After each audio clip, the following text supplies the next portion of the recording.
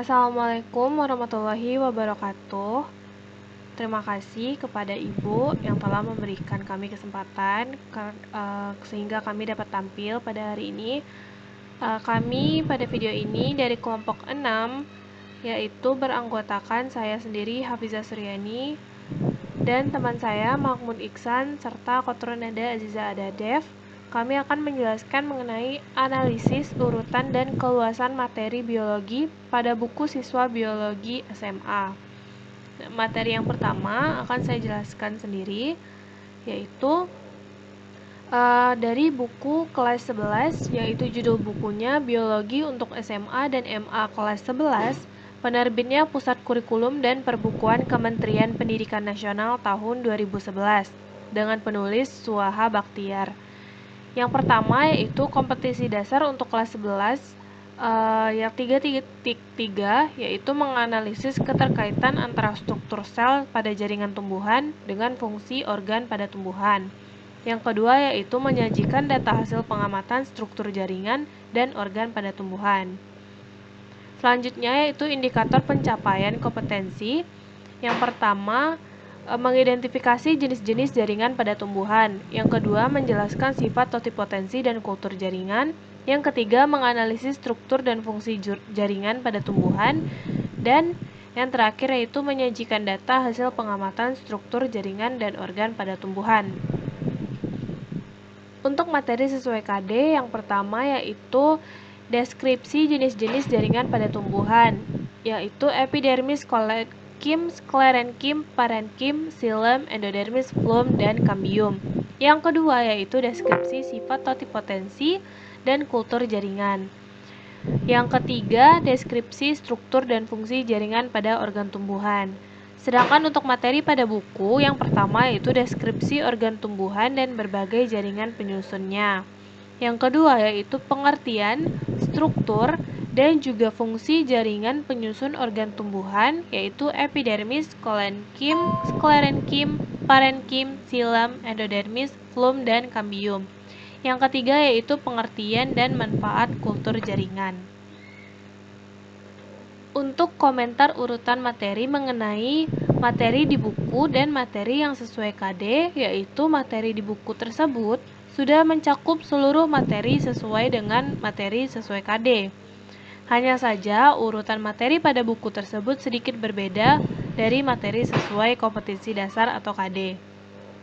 Untuk keluasan materi yang dijelaskan pada buku tersebut sudah sesuai dengan KD yang ada atau kompetensi dasar yang ada.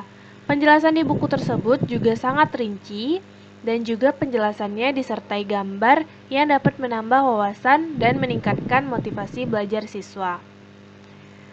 Nah, untuk selanjutnya akan dijelaskan oleh teman saya Mahmud Iksan. Pada Iksan, disilahkan. Baiklah, saya Mahmud Iksan, NIM 19031088 akan menjelaskan materi saya. Saya di buku kelas 11, judul buku Biologi, penerbit Pusat Perbukuan Departemen Pendidikan Nasional, penulis Purnomo Sujino Trijoko Suwarno Hadi Susanto.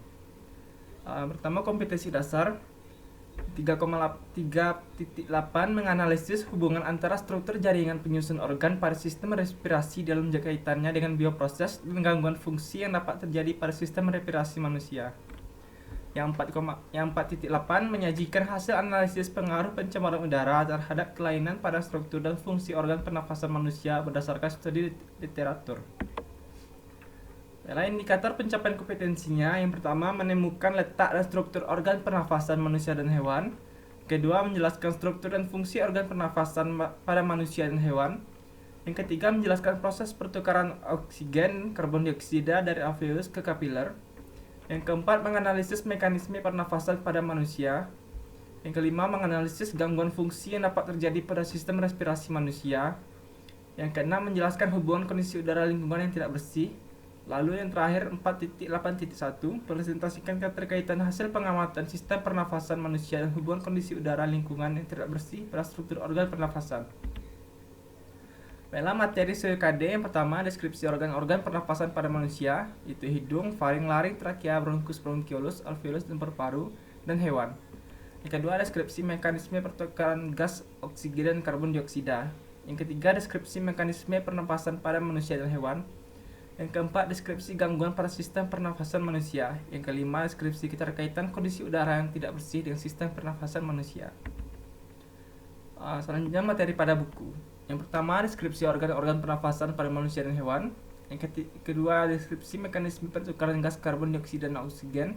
Yang ketiga, deskripsi mekanisme pernafasan pada manusia dan hewan. Yang keempat, deskripsi gangguan terhadap sistem pernapasan manusia. Yang kelima, deskripsi hubungan antara kondisi udara yang buruk terhadap sistem pernapasan manusia. Selanjutnya, komentar urutan materi. Materi dalam buku telah mencakup seluruh materi sesuai KD. Yang terakhir, komentar keluasan materi. Materi yang terdapat pada buku mencakup materi KD dan bersifat lengkap dan memiliki gambar yang mampu meningkatkan wawasan dan motivasi belajar siswa. Adalah sekian dari saya. Baiklah, saya Kotrunada Azadev, NIM 19031153 akan menjelaskan materi selanjutnya. Baiklah, untuk buku selanjutnya yaitu buku kelas 12 dengan judul buku Aktif dan Kreatif Belajar Biologi kelas 12 dengan penerbit Grafindo dan penulis Manikam Balasubramaniam dan Yusa. KD-nya adalah KD 3.3 menganalisis hubungan struktur dan fungsi gen, DNA, kromosom dalam penerapan prinsip pewarisan sifat pada makhluk hidup. KD 4.3 merumuskan urutan proses sintesis protein dalam kaitannya dengan penyampaian kode genetik, DNA, RNA, dan protein. Selanjutnya, indikator pencapaian kompetensi atau IPK. IPK 3.3.1 mengidentifikasi struktur DNA, RNA, dan kromosom serta semua aktivitasnya, atau replikasi, transkripsi, dan translasi melalui pengamatan diagram atau gambar. IPK 3.3.2 menganalisis keterkaitan antara sintesa protein dan pembentukan sifat makhluk hidup.